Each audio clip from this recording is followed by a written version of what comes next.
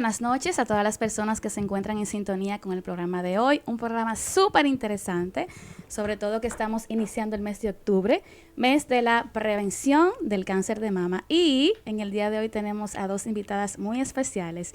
Todos mis invitados son especiales, ¿verdad? Pero unos a veces como que conectan con la esencia de lo que ha sido la vida. Porque tengo el regalo de tener aquí hoy a dos personas que fueron parte de mi niñez, de alguna manera, porque estudiamos juntos, juntas, y hoy tengo el regalo de que ustedes puedan estar aquí acompañándome y de vernos cómo hemos crecido, cómo hemos avanzado y cómo la vida nos regala una vida de éxitos. Y vamos entonces a estar hablando hoy sobre la prevención, detección y tratamiento del cáncer de mama, y para esto tenemos aquí a la doctora Michelle Lake. Michelle es médico radiólogo, radióloga e intervencionismo mamario, trabaja en el Hospital General de la Salud, Sendoe, Novo Diagnosis. Michelle, bienvenida a Sintonía Interior. Muchas gracias por la invitación y es un placer para mí estar aquí con ustedes y formar parte de esta sintonía donde vamos a hablar un poquito, unas pinceladas de por qué tenemos que estar siempre en detección temprana. Gracias, Michelle. Y para acompañar a Michelle tenemos acá a la doctora Beatriz Ovalle. Beatriz es oncóloga radioterápica, doctora en medicina, perdón, pero ella es muy tímida, ella es muy modesta y ella no quería que yo la presentara, pero lamentablemente, ¿verdad? Yo voy a decir lo que ella es brevemente. Ella es especialista en oncología radioterápica en la Universidad Nacional Pedro Enrique Sureña. Estudió máster en oncología radioterápica en tecnología avanzada en la Universidad de Murcia, España, y un máster en neoplasia de la cavidad torácica por la Universidad Alfonso X. Es valioso que podamos dejarles saber al público la preparación que ustedes tienen, porque el tema que vamos a estar tratando el día de hoy es un tema muy delicado y es bueno que la gente tenga el conocimiento desde saber que quienes están transmitiendo la información son personas que están capacitadas, profesionales excelentes, especialistas en el área, y eso le da confianza al momento de tomar las informaciones. Y chicas, para comenzar este programa el día de hoy, quiero saber por qué hay un mes de prevención para el cáncer de mama. ¿Por qué? Bueno, mira, como te comunicaba anteriormente, el cáncer de mama tiene vamos a decir que algo muy especial, y es que afecta mayormente a las mujeres.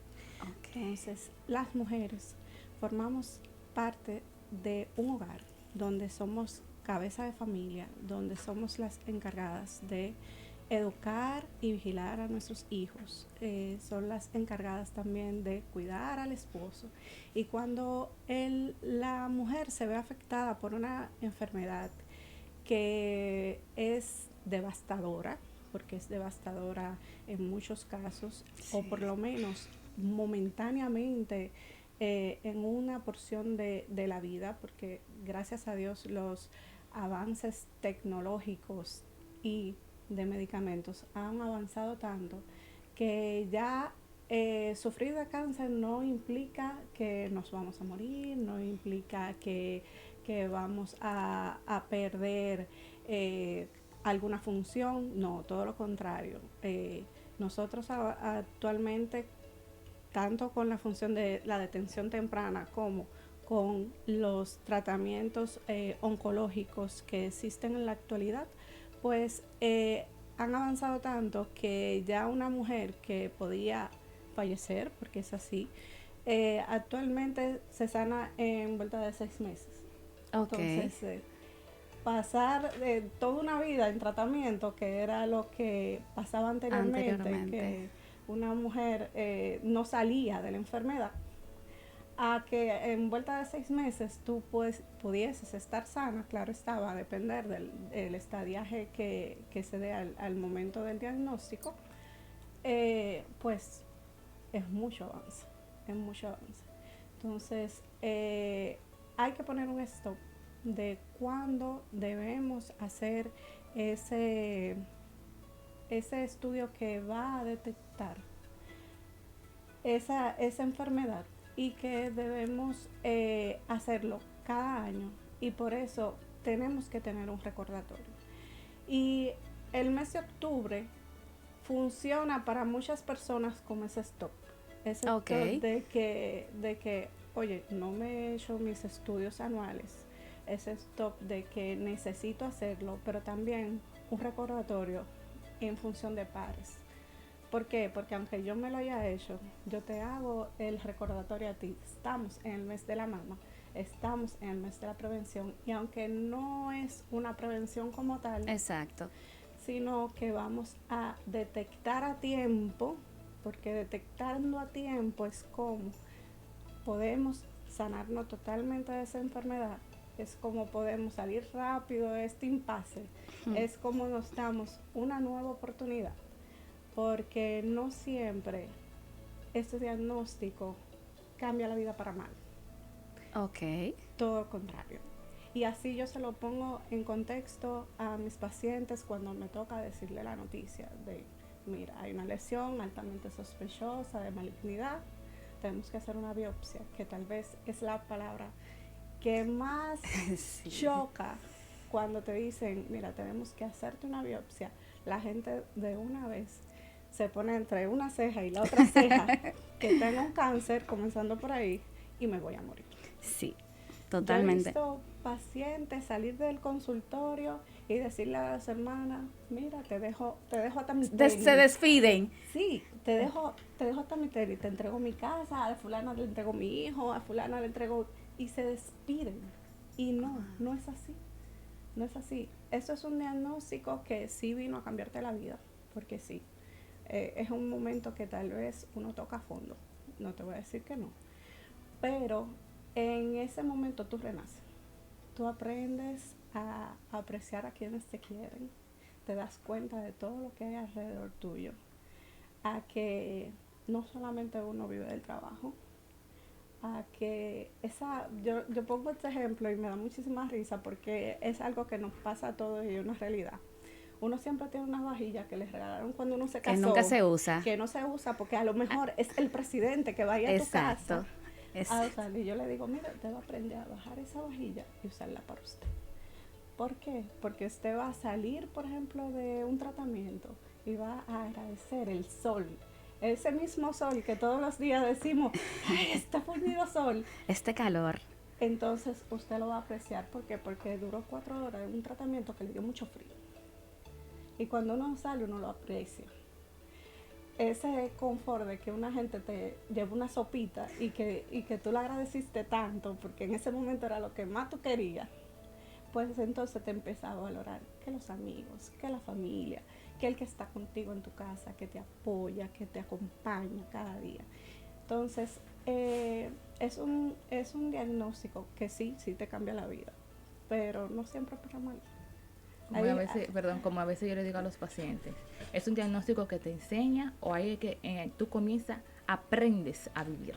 Realmente. Sí, aprendes a vivir, o sea, porque es algo que te cambia totalmente la vida y como dice Michelle, o sea, tú aprendes a valorar las pequeñas cosas, o sea, lo que realmente importa. Exactamente. Cuando hablamos de prevención, la gente se imagina que cuando tú tienes la oportunidad de prevenir algo es evitar que no te alcance. Entonces yo me pregunto, ¿realmente hay formas de prevenir el cáncer?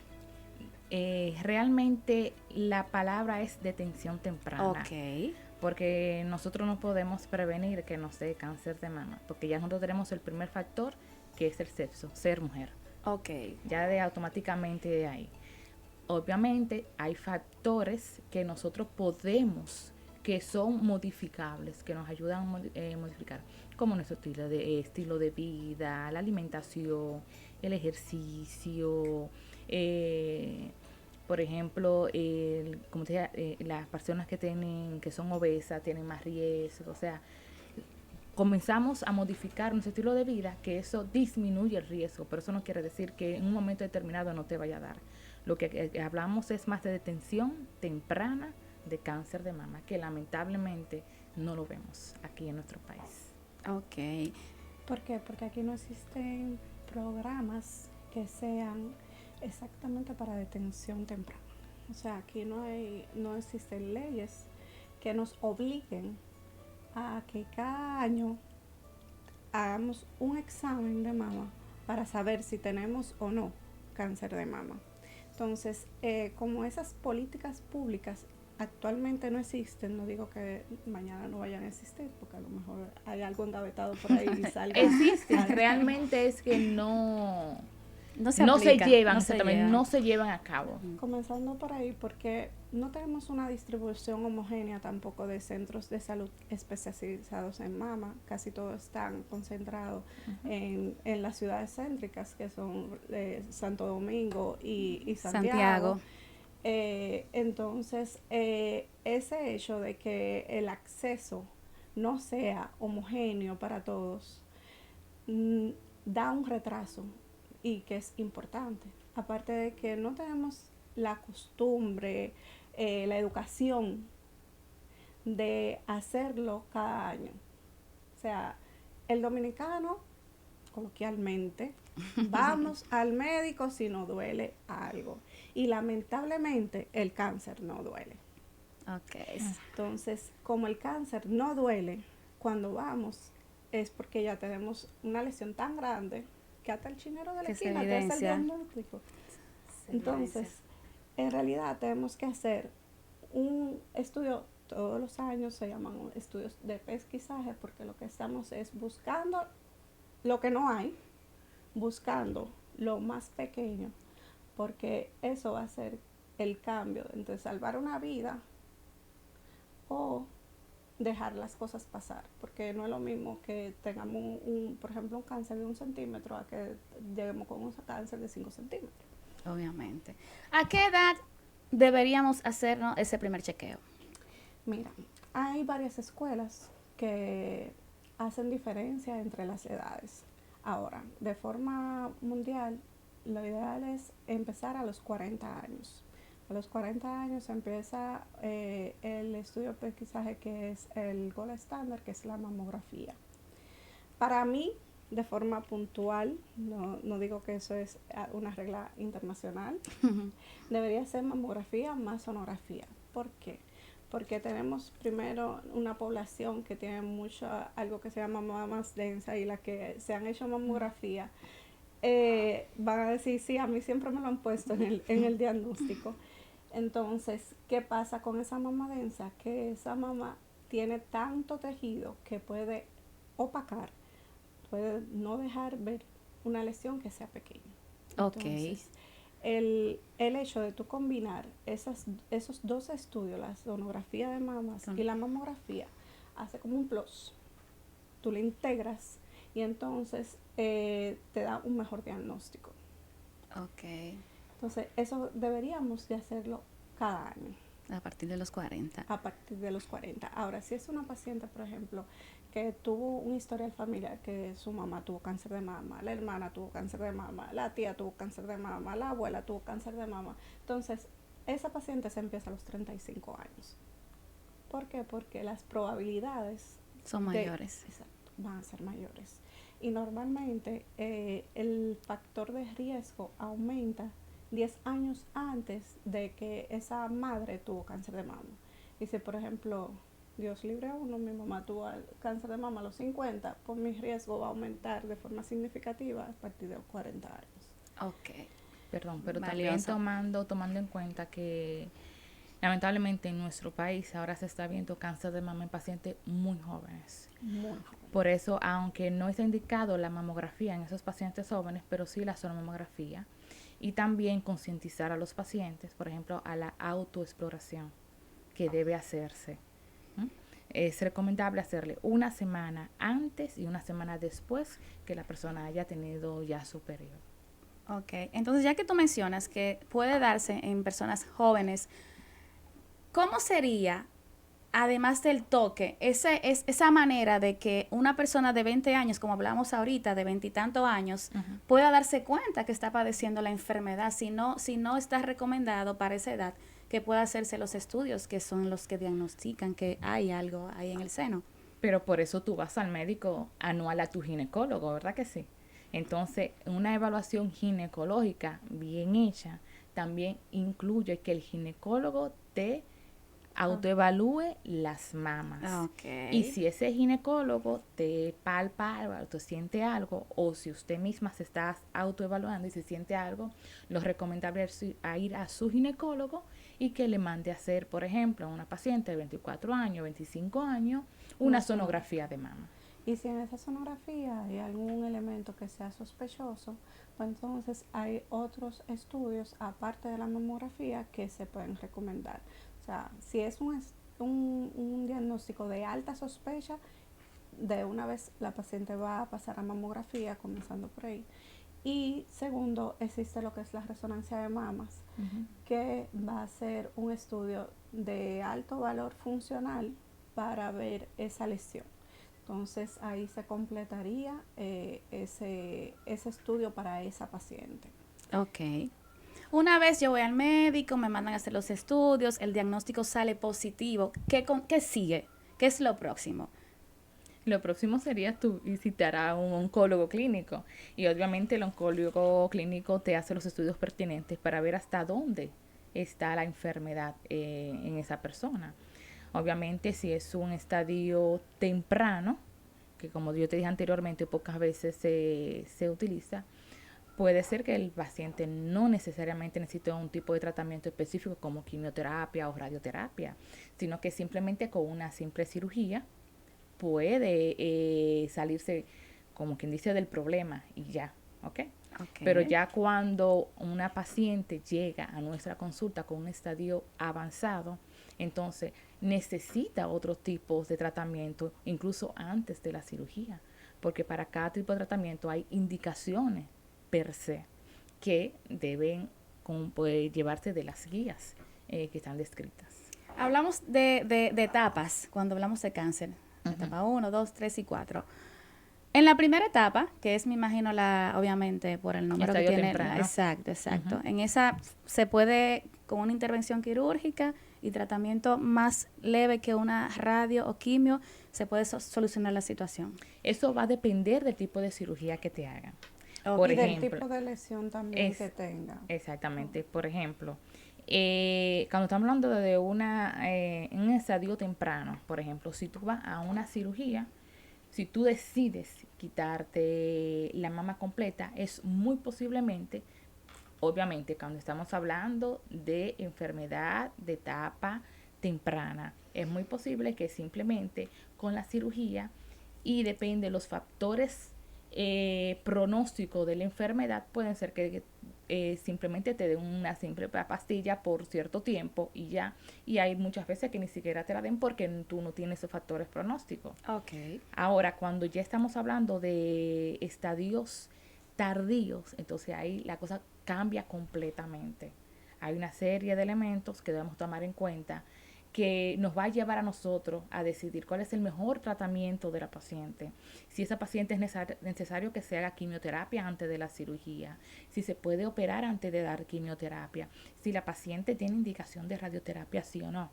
Entonces, hay múltiples factores que nos vayan nosotros a llevar a decidir cuál es el tratamiento que lleva exactamente esa paciente. ¿Cuál es la diferencia entre radioterapia y quimioterapia? Bueno, la quimioterapia es un tratamiento sistémico. En lenguaje llano, para que la gente lo entienda, como yo le digo a los pacientes, la quimioterapia es el tratamiento que se pone o por las venas o simplemente puede ser en pastilla. Okay. Por eso se llama tratamiento sistémico. En el caso de la radioterapia, es un tratamiento localizado. Yo se lo pongo, explico llano a los pacientes. Es como si tú fueras a hacer una radiografía de tórax. Cuando te dando radiografía de tórax, tú estás recibiendo radiaciones a dosis baja. Entonces la radioterapia es lo mismo, tú vas a recibir radioterapia, pero a altas dosis, con el objetivo de lograr un control local de la enfermedad. La radioterapia no te va a tumbar el cabello, no te va a dar náuseas, no te va a doler, tú no vas a sentir absolutamente nada, simplemente vas a estar acostado en una camilla. A diferencia de la quimioterapia, que sí te puede producir efectos secundarios. Yo siempre digo, depende de cada organismo, porque todos los organismos son totalmente diferentes y, por ejemplo, a un paciente le puede dar un efecto secundario totalmente diferente al otro, como que el otro no puede sentir absolutamente nada. Eso va a depender. Ok. Qué importante que tú establecieras la diferencia, porque hay personas que cuando escuchan la palabra radioterapia entran en pánico. Ujú. Y al final es igual, aunque sea quimio, al final si se te cae el pelo, o sea, los efectos secundarios, creo que valen el esfuerzo si al final tú vas a conseguir mejorar, controlar o simplemente salir de la enfermedad. Es como que a veces no, nos concentramos en cosas que quizás son hasta banales, como que se me caiga el pelo y eso me aterroriza. Yo no quiero que se me caiga el pelo, pero la verdad es que antes de yo morir me prefiero que se me caiga el Yo le pelo. digo al paciente, tranquila, que luego del tratamiento te va a volver a crecer y mejor todavía. Y más Exacto. bonito, y más bonito. No, en serio. Irónicamente sale más bonito, el pelo incluso más suave, porque no sabemos, pero sí, sale más suave. Yo le digo que es porque, número uno, estamos comiendo más saludable, ya no tiene ningún químico, tú tienes otra perspectiva de la vida y todo eso te ayuda, todo eso te Realmente, ayuda. realmente. Entonces, realmente, el por qué se elige cada medicamento va a ser por el tipo de cáncer que esté padeciendo la paciente. Se va a elegir cuál será el tratamiento ideal para esa paciente. Los tratamientos no sirven para todo el mundo. Que hay gente Es- que cree que siempre va a ser lo mismo para todo el mundo. exactamente, o sea, No. Cuando un paciente se presenta con cáncer de mama, se le hace su biopsia. La biopsia dice cuál es el diagnóstico. Luego se le mandan a hacer otros estudios que son los factores pronósticos, de los cuales se hablaba la doctora Beatriz, que son para saber si ese cáncer depende de hormonas, si ese cáncer es algo que se llama ER2 positivo, si ese cáncer es triple negativo. Entonces, si tiene altos factores de crecimiento, si no lo tiene. Entonces, todo eso va a depender de todo eso va a depender cuál va a ser el tratamiento que se va a elegir para ese paciente de forma focal. Entonces, el hecho de que Dios nos libre, tú y yo tengamos una misma enfermedad, no quiere decir que vayamos a que a tener el mismo nosotras nos va a tratamiento. tocar el mismo tratamiento. Además de que si, por ejemplo, yo tengo una comorbilidad, de que, por ejemplo, que yo soy cardiópata, o de que ya tu estadio va más avanzado que el mío, va a depender mucho de cuál va a ser el tratamiento que se va a suministrar y cuál va a ser, yo le explico a los pacientes como el orden. Dependiendo del estadiaje, también va a depender el orden en que sucedan las cosas. Por ejemplo, si la paciente tiene un tumor muy pequeñito, lo más probable es que primero hagan cirugía. Pero si Ok. el tumor es grande, lo más probable es que primero den quimioterapia para Para reducir reducir. ese tumor y entonces luego pasan a la cirugía y luego van donde esta bella doctora y terminan de darle killing a esa enfermedad, porque necesitamos asegurar de que esa paciente no va a volver a pasar por este evento. No, eso no va en dominicano común a repollar. Y para eso es lo que más nos ayuda, la radioterapia, para que eso no vuelva para atrás. Ok, gracias por eso. Vamos a una pausa y regresamos en breve. Mantén la sintonía con tu programa Sintonía Interior.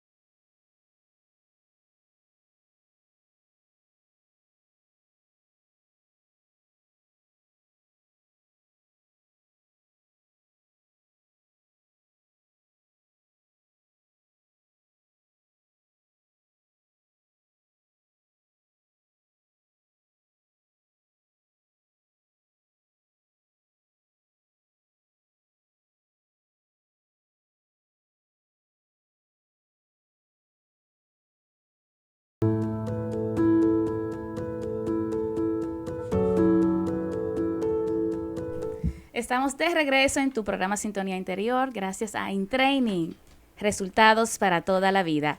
Antes de ir a la pausa, Michelle, tú decías que ya después del diagnóstico, el tratamiento, o sea, ¿qué pasa con una paciente que concluyó su tratamiento, que ya no tiene signos o evidencias o muestras de que el cáncer está y se le da de alta? ¿Qué sigue para esa paciente? Bueno, para ese paciente lo que hay un seguimiento. Hay guías que son claras. De hecho, los 2 primeros años es cada 3 meses, luego los 2 años hasta los 5 cada 6 meses, después de los 5 años es anual. Nunca le decimos a la paciente, usted está curada. Nunca usamos la palabra curación. ¿Por qué? Porque si yo te digo a ti que tú estás curada, tú te vas a olvidar de que tú tienes que darte un seguimiento y que ya tú estás sana y que no va a volver a darte nada. Entonces, ¿qué hacemos con los pacientes? Le decimos, usted actualmente está en remisión de la enfermedad. Eso quiere decir que usted no tiene o tú no vas a tener una evidencia de enfermedad. ¿Okay? Pero nunca usamos la palabra curación por el mismo tema, que la paciente lamentablemente se descuida. Y muchas veces vienen al año, 2 años, 3 años con una nueva lesión y dice, doctora, pero usted me dijo a mí que yo me había curado. Por eso siempre usamos la palabra remisión. Y por eso es importante que independientemente de que usted terminó su tratamiento, cumpla con su seguimiento, porque de esa manera si hay metástasis lo podemos metástasis, para que me entienda, es enfermedad en otro sitio, es su enfermedad primaria, se puede detectar a tiempo y se puede resolver el problema también a tiempo. Y se sigue con la precaución en la alimentación, en el consumo de alcohol. Claro que sí, su estilo de vida se supone que tiene que cambiar totalmente. Debe cambiar su estilo de vida. Yo, por ejemplo, le digo a los pacientes que ya ellos se salieron del montón. Ok. Entonces, ya es un paciente que goza de otros privilegios. Tiene un médico asignado, tiene visitas periódicas. Ya, por ejemplo, todo lo que salga nuevo lo vamos a investigar a fondo. ¿Por qué? Porque el hecho de que usted esté en remisión no quiere decir que, primero, que no le va a dar ninguna otra enfermedad. Segundo, que no va a salir una segunda lesión. Tercero, que no pueda volver a salir su misma lesión que tuvo anteriormente. Entonces, yo le digo, salimos en el montón, ahora vamos a ser los mejores amigos tuyos, tanto tu oncólogo clínico, que es quien te va a dar seguimiento siempre, tu médico de radiodiagnóstico, que es quien siempre te va a decir, mira, esto es lo nuevo, esto está creciendo. Entonces, si no nos damos el seguimiento a tiempo, no podemos hacer una nueva detención temprana y que otra vez volvamos a controlar la enfermedad. Porque como bien dice Beatriz, estamos en remisión, control. Es el control de esa enfermedad. Ok. Cuando hay un diagnóstico hacia una paciente, ¿se le indica que debe visitar al psicólogo si lo amerita o ya ustedes en esa parte no entran? Lo recomendable sí, es que vaya a psicología oncológica y no solamente el paciente, también los familiares. Exacto. O el cuidador de esa persona, para que sepa cómo va a tratar a esa persona. Porque ya de esa persona es totalmente sensible con el diagnóstico. Entonces es difícil. Qué bueno que tú mencionas la parte de los familiares, porque el cáncer no solamente afecta a la persona que se le diagnostica la enfermedad, sino que la vida cambia para la persona y para su entorno. Exactamente. Entonces, a mí me gusta mucho una frase, porque hay veces que la enfermedad afecta más al cuidador que al paciente. Entonces, ¿quién cuida al cuidador? Entonces, muchas veces tú ves que el mismo paciente quien le da ánimo a esa hermana, a esa hija, a esa pareja, que le dice, no, todo va a estar bien. Pero es el paciente que se lo dice increíblemente, porque muchas veces nos afecta tanto que esa cabeza de esa familia esté afectada por una enfermedad de que yo nunca la vi destruida y que en este momento yo verla yendo para el médico, porque a veces ni siquiera es que el tratamiento te está dando tan duro, Es que el hecho de tú verla todos los días, de que camino a que ya me hice un estudio, camino a que me toca medicamento, camino a que tengo que ir para el seguro, señor, el seguro, pasan tanto trabajo con el seguro, Ay, que sí, padre. nada más yendo para el seguro, pierden semanas y semanas. Entonces, muchas veces los que estamos alrededor, los que orbitamos alrededor de ese paciente, nos vemos más afectados que el mismo paciente. Sí, y yo he visto casos que los familiares de la paciente caen en un estado de ansiedad, de depresión, Sí. y hasta lloran y se lamentan delante de la misma paciente, y al final de cuentas, eso no apoya. No, No, Eso yo no se lo tengo, apoya al yo se lo tengo, paciente. por ejemplo, cuando va un cuidador o el acompañante y conjunto con el paciente, yo se lo tengo que prohibido que el cuidador no me puede llorar, al contrario, usted que tiene que darle fuerza al paciente. Sí, y por eso lo que tú decías es que muchas veces la paciente no es que no esté afectada emocionalmente, Sí, sí, claro. es que si ve a su entorno Caer. desmoronado, caído, ¿qué ella va a hacer?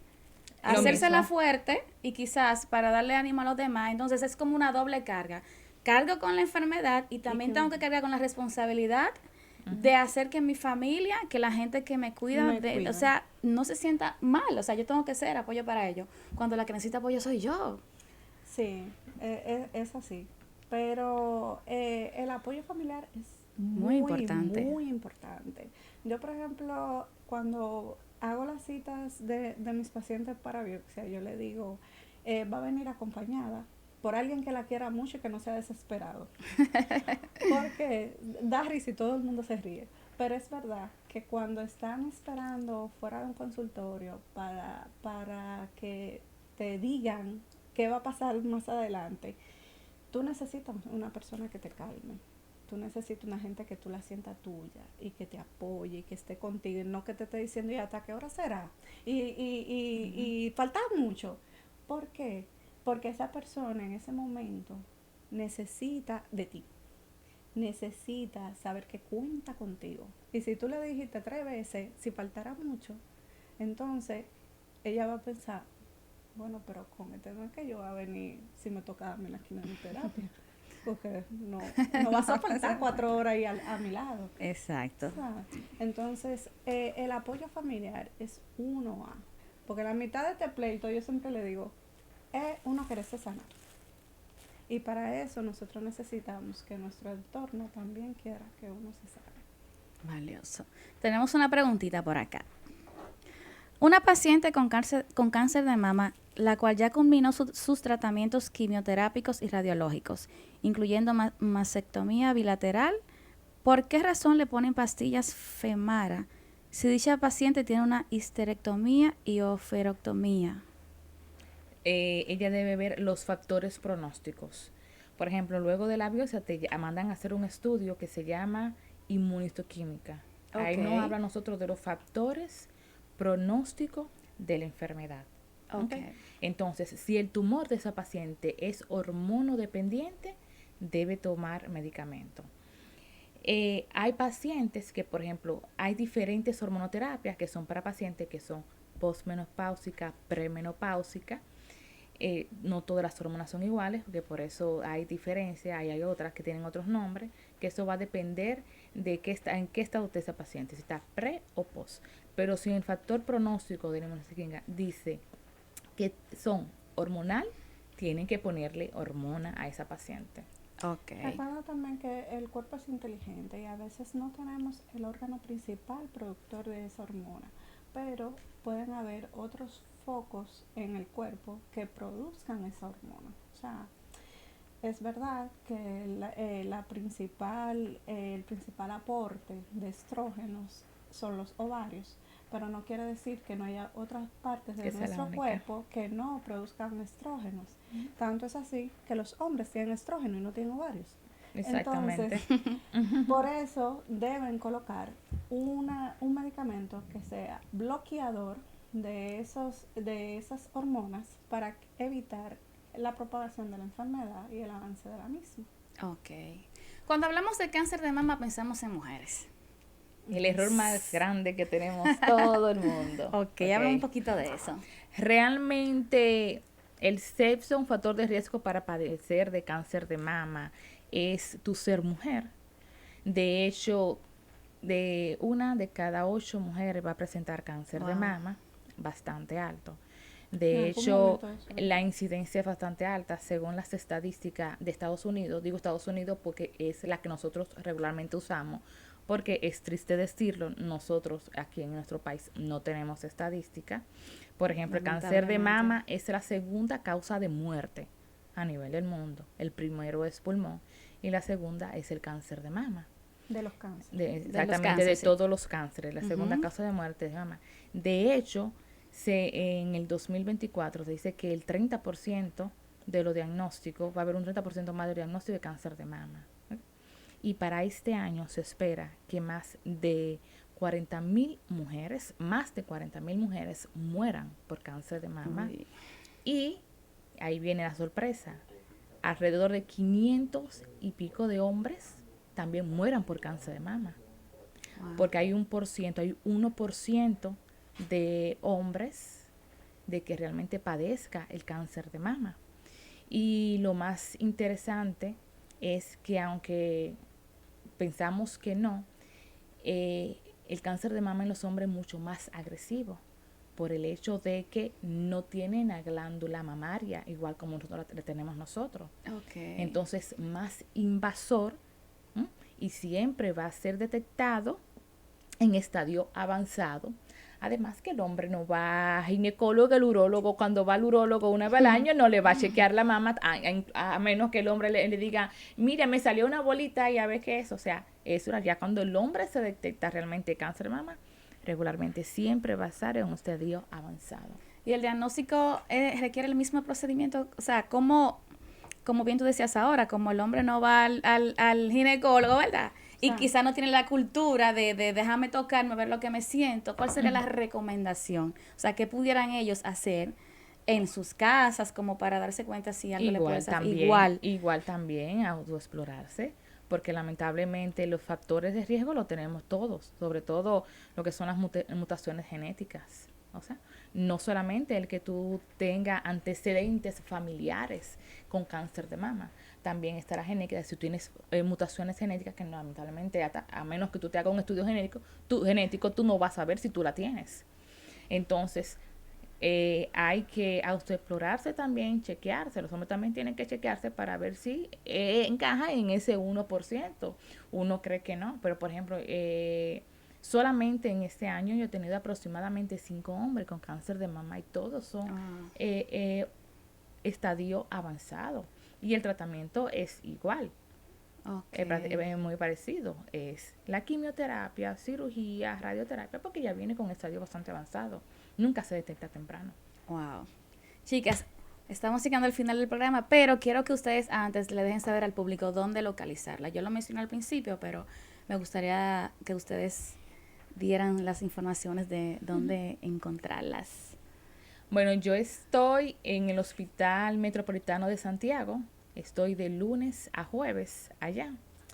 Los viernes en la mañana estoy en la Clínica Abreu, en sede de radioterapia. Los viernes en la tarde voy a La Romana, también en sede de radioterapia. Y los lunes en la tarde también voy a Baní, en sede de radioterapia. Wow, la doctora bien movida. Nacional. Tiene cobertura del este, del norte, del sur, todo el mundo. Entonces, cualquier cosa ya ustedes saben. Ahí estamos. Bueno, yo estoy más confinada a Santo Domingo. Tengo la dicha de pertenecer al staff del Departamento de Radiología Mamaria del Hospital General Plaza de la Salud. También de Sendoe, donde lidero ese departamento, y en Nuevo Diagnosis también estoy a sus órdenes. Gracias. Un mensaje para las mujeres que están diagnosticadas con cáncer de mama, y hombres también. Bueno, primero para la población de general. Lo principal que debemos hacer es detectar a tiempo. Un diagnóstico a tiempo es que va a garantizar el salvar vidas. Una vez al año, todos los años, escoja el día del mes que usted prefiera y hágase su chequeo de mama. Todos los meses su autoexploración. Si usted la hace, nadie va a conocer más su seno que usted, sea hembra, sea varón. Por experta que yo sea en mama, usted va a ser experta en la suya o experto en la suya. Y si usted dice, a mí me salió algo nuevo, ese algo nuevo hay que tenemos que arrancar para el investigarlo. médico. Número 2, para las pacientes que ya fueron diagnosticadas, quiero decirte que no ha terminado la vida. La vida. Esto continúa y vamos a tener muchas enseñanzas. Vas a servir de apoyo para todas aquellas pacientes que recién están diagnosticadas, porque uno siempre necesita ese ejemplo. Si yo pude, tú puedes. Y vamos a tener un avance más en esa detención, porque el conversar en pares es lo que, o sea, el boca a boca, el que yo te diga a ti, hazlo, es lo que más llega al público. Entonces, si yo pude, tú puedes, hazlo, diagnostícate a tiempo y trátate a tiempo, porque sí se puede. Gracias, Michelle. Beatriz, ya para cerrar, un mensaje. Detención temprano, a tiempo, anual. Usted, así como usted va al ginecólogo, palparse, autoevaluarse, que eso es lo importante. Si uno no lo hace, entonces, si uno no se quiere primero, nadie te va a querer. Entonces, primero el amor propio. Si tú te amas, tú te vas a cuidar. Y es importante, como yo le dije a los pacientes, que como ya dice Michelle, tienen el diagnóstico, es una nueva forma de vivir. Es aprender a vivir. Cada día. Por ahí alguien me está pidiendo el número de teléfono. Número de teléfono, Sí. exactamente. Me pueden contactar al 829-715-8077. Michelle, ¿tu número de teléfono? A mí a través del 809-299-2805. Gracias a todas las personas que estuvieron conectados con nosotros el día de hoy. Nos vemos el próximo viernes en Sintonía Interior. Buenas noches. Buenas noches a todos.